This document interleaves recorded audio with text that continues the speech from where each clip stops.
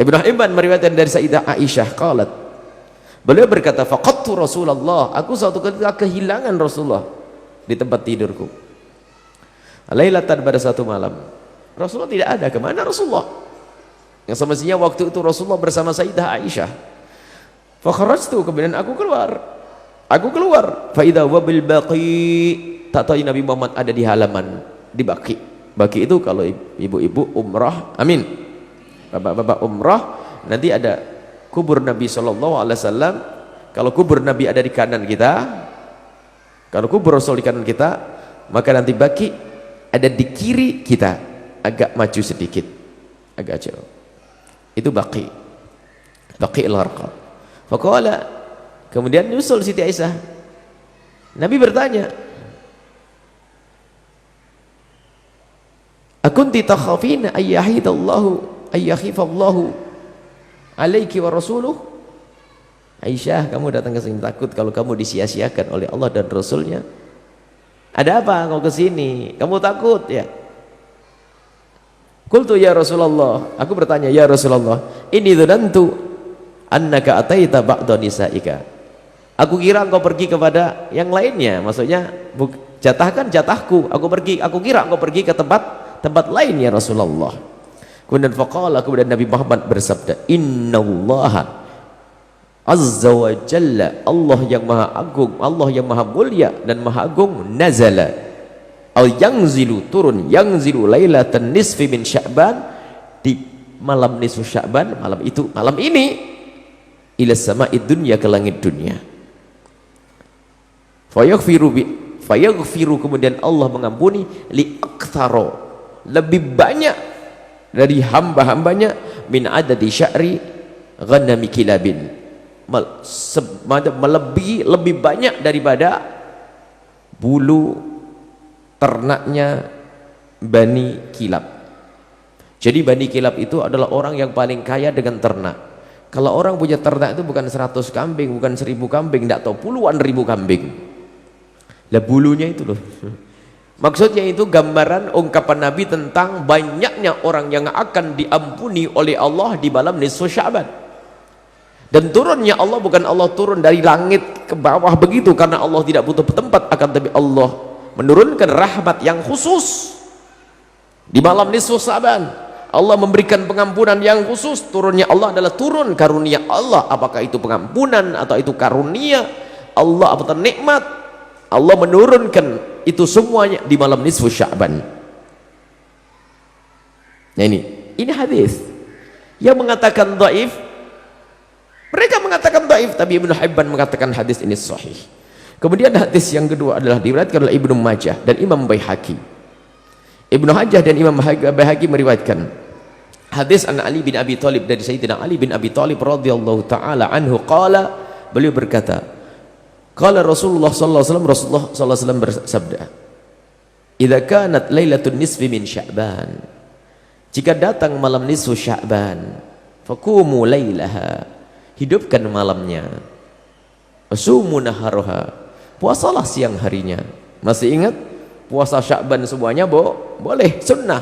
Puasa nisfu Sya'ban juga boleh, bukan jadi bid'ah. Fa inna Allah ta'ala, sesungguhnya Allah subhanahu wa ta'ala, yanzilu fiha,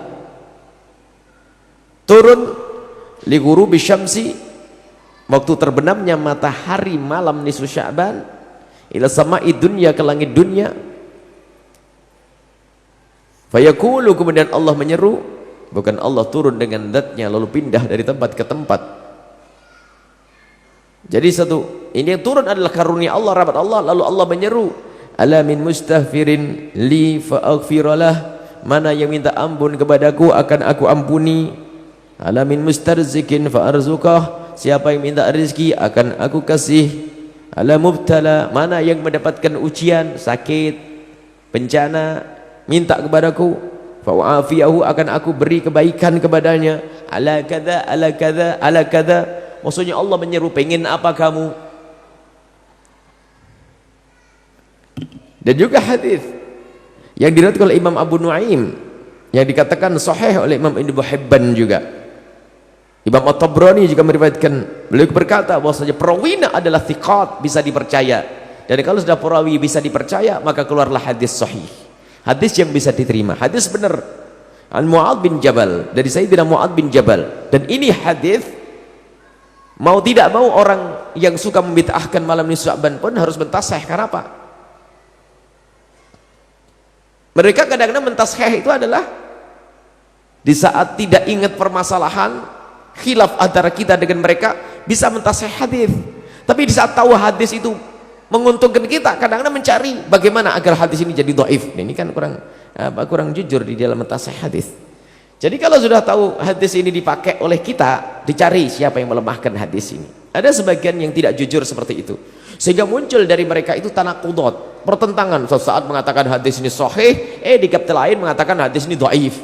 Hadis ini sahih di satu kitabnya, tapi di kitab lain adalah hadis dhaif. Sahih dhaif, pertentangan.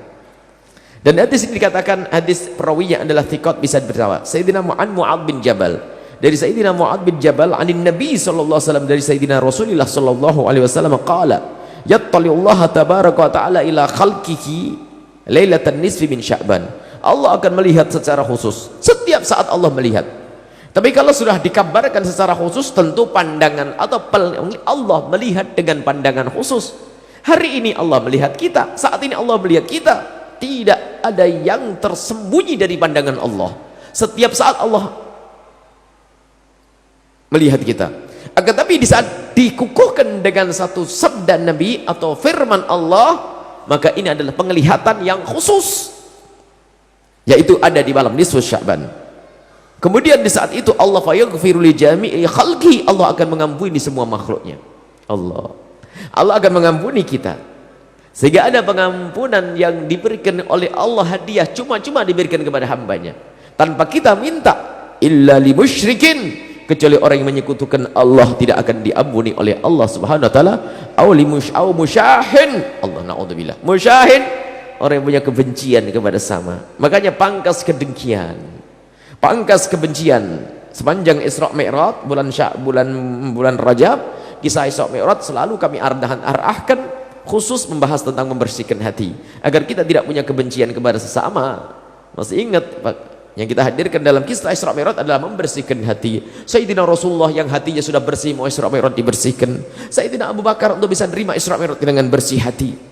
Dan ilmu solat sendiri ternyata ilmu membersihkan hati. Maka kalau sudah bersih hati, tidak ada dendam kepada sesama, tidak ada permusuhan kepada sesama, masuk bulan Sya'ban, masuk nisfu Sya'ban, tergolong orang yang diampuni oleh Allah subhanahu wa ta'ala, karena dia bukan orang yang musyrik menyekutukan Allah, dan dia juga bukan orang musyahin yang punya kebencian dan kedengkian kepada sesama.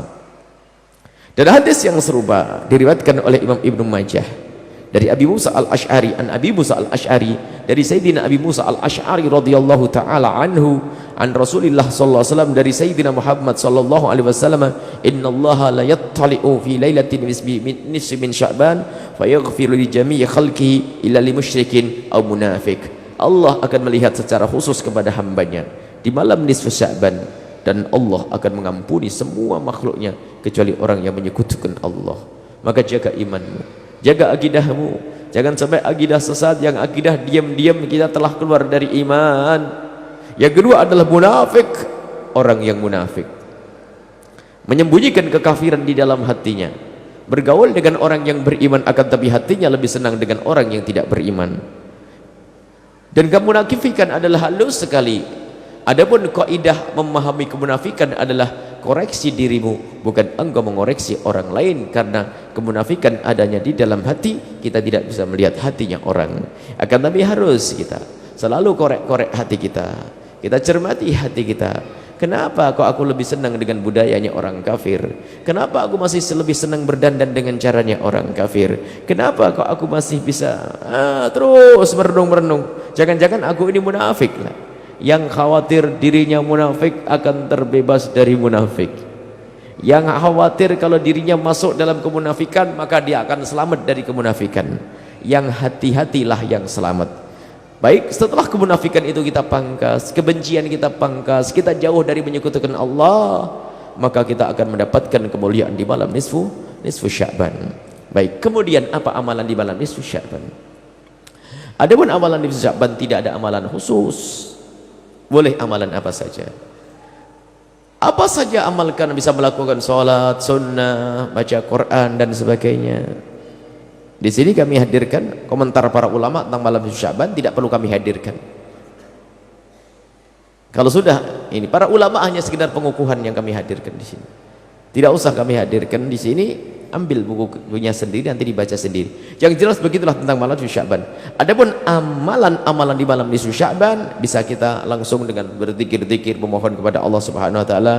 Bisa juga kita berdoa dengan cara bertawassul, apakah tawassul dengan amal soleh atau tawassul dengan orang-orang soleh, tawassul dengan bacaan Al-Quran seperti yang selama ini dilakukan oleh kaum muslimin, para ulama membaca Yasin, tawassul dengan amal soleh.